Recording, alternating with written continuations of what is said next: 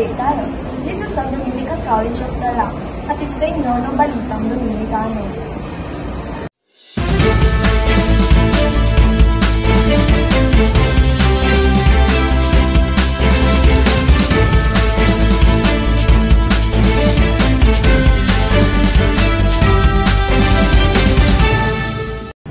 Isa na mga kagulat na balita ang kumakalat ngayong online.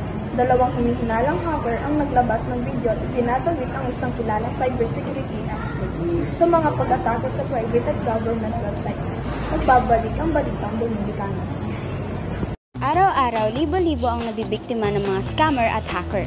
Baka ikaw na ang sunod. Uy, may cash prize! Totoo kaya to? Wait nga lang. Ay, kailangan pala yung mag-sign up.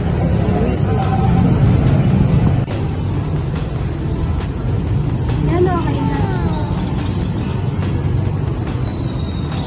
Ma, look at this. Miss, saan ako yung site?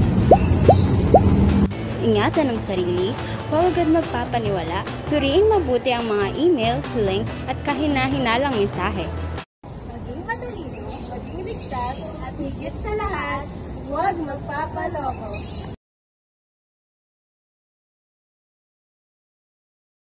Nagbabalik ang Balitang Dominicano. Tulad ng aming naunang ulat, dalawang hinihinalang hacker ang nagpahayag ng kanilang pagkakasangkot sa serye ng cyber attacks. At ang mas nakakagulat, isang kilalang cybersecurity expert ang kanilang idinadawit. Sa isang viral na video na kumalat online, dalawang lalaki ang umaming sila ay nasa likod ng hacking sa ilang government at private websites. Ngunit mas na ikinugulat ng publiko na itinuro nila ang isang cybersecurity expert na tila may alam umano sa kanilang operasyon. We did it, and he knows. Yan ang sinabi ng isa sa mga hacker habang tinatag ang nasabing expert. Ang expert na tinukoy ay si alias Totoy, isang kilalang personalidad sa larangan ng cybersecurity. Kilala siya sa pagbibigay ng babalala at solusyon sa cybercrimes. Kaagad itong itinanggi ng expert.